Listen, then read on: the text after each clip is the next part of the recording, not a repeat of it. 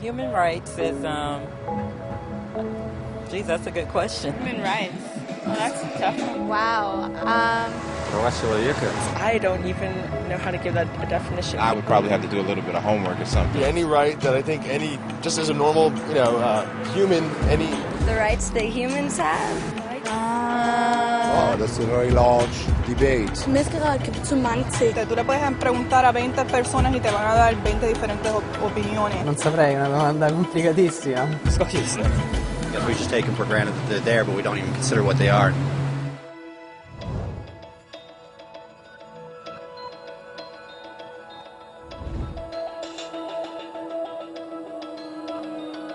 Los derechos humanos son los derechos que simplemente tienes por el hecho de ser humano. Es la forma en que instintivamente esperas que se te trate y el trato que mereces como persona, como el derecho a vivir en libertad, a expresar tus pensamientos y a ser tratado con igualdad. Hay muchos tipos de derechos.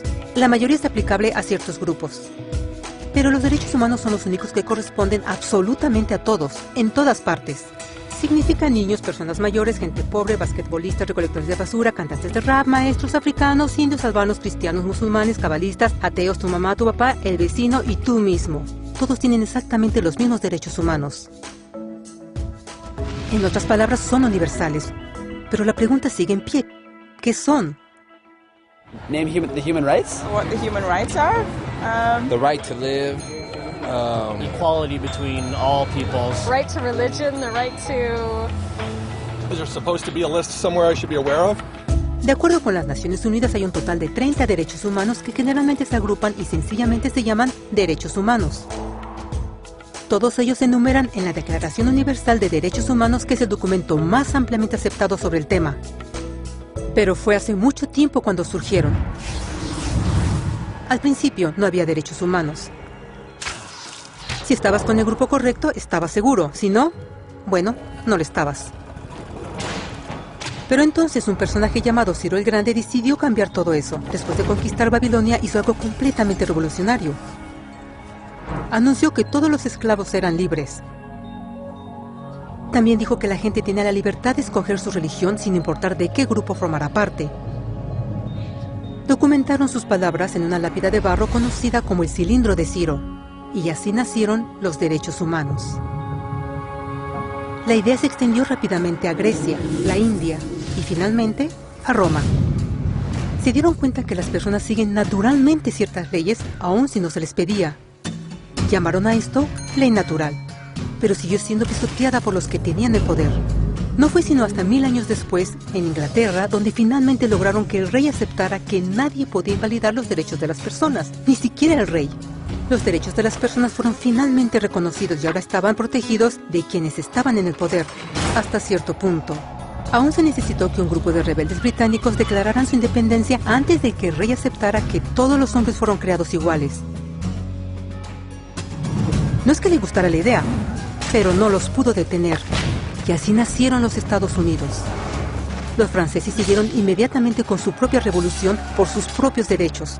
Su lista era más larga e insistieron en que esos derechos no solo se habían ideado, sino que eran naturales. El concepto romano de ley natural se había convertido en derechos naturales. Desafortunadamente, no todos estaban entusiasmados. En Francia, un general llamado Napoleón decidió derrocar la nueva democracia francesa y se declaró emperador del mundo. Por poco y lo logra. Pero los países de Europa unieron sus fuerzas y lo vencieron. Y los derechos humanos estuvieron otra vez en boga. Se redactaron acuerdos internacionales garantizando ampliamente muchos derechos en toda Europa. Pero solo en Europa. De alguna forma, el resto del mundo todavía no tenía esos derechos. Por el contrario, esos países fueron invadidos, conquistados y consumidos por los enormes imperios europeos. Pero entonces un joven abogado hindú decidió que era suficiente. Su nombre era Mahatma Gandhi. Y ante la violencia insistió que toda la gente en la tierra tenía derechos, no solo en Europa. Finalmente incluso europeos empezaron a estar de acuerdo. Pero no iba a ser fácil. 2 guerras mundiales surgieron. Hitler exterminó la mitad de la población judía de la tierra en horribles campos de concentración nazis. En resumen, 90 millones de personas murieron. Los derechos humanos nunca habían estado tan terriblemente cerca de la extinción. Y el mundo nunca había estado tan desesperado por un cambio. Así los países se unieron y formaron las Naciones Unidas.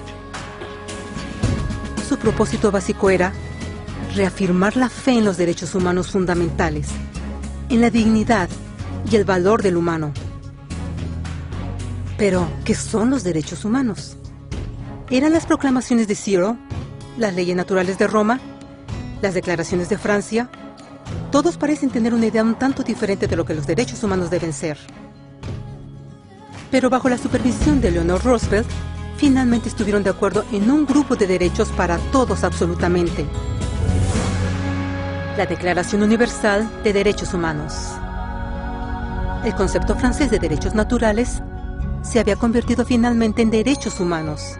Así, en resumen, primero solo unas cuantas personas con suerte tenían algunos derechos, hasta que una de estas personas decidió, oye, otras personas también deberían tener algunos derechos, lo cual fue grandioso, excepto que no todos estuvieron de acuerdo, y solo costó unos cuantos miles de años de lucha, declaraciones y más lucha hasta que todos finalmente aceptaron que los derechos humanos deberían ser para todos, y vivieron felices por siempre. Excepto por un pequeño problema.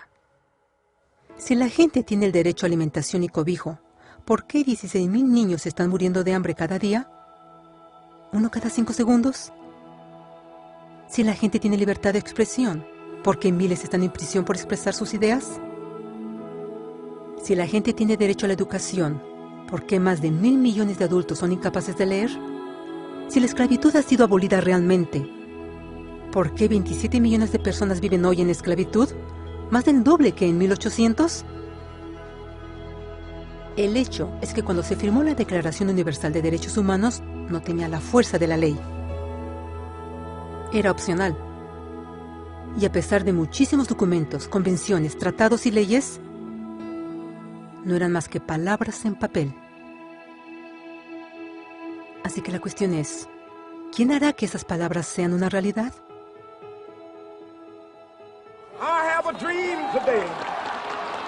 Cuando el Dr. King marchó a favor de la igualdad racial, él estaba marchando por los derechos que habían sido garantizados por las Naciones Unidas desde hacía casi 2 décadas. Pero de todas maneras, él marchó. Cuando Nelson Mandela defendió la justicia social en los años 90, su país había acordado ya abolir tal discriminación de casi 40 años. Pero de todas maneras él luchó. Esos que luchan hoy contra la tortura, pobreza y discriminación no son gigantes o superhéroes. Son gente común. Niños, madres, padres, maestros, individuos de pensamiento libre que no están de acuerdo en estar en silencio, que reconocen que los derechos humanos no son una lección de historia, no son palabras en una hoja de papel, no son discursos, campañas comerciales o de relaciones públicas. Son las elecciones que hacemos cada día como seres humanos. Son la responsabilidad que todos nosotros compartimos, de respetarnos mutuamente, de ayudarnos unos a otros y de proteger a los necesitados. Como Eleanor Roosevelt dijo, después de todo, ¿dónde comienzan los derechos humanos universales? En pequeños lugares, cerca del hogar, tan cercanos y tan pequeños que no pueden ser vistos en ningún mapa del mundo. Sin embargo, son el mundo del individuo común, el vecindario donde vive, la escuela o universidad donde estudia, la empresa, la granja u oficina donde trabaja. Tales son los lugares donde cada hombre, mujer y niño busca igualdad de justicia, igualdad de oportunidades, igualdad de dignidad sin discriminación. A menos que estos derechos tengan un significado ahí, no tendrían significado en ninguna parte.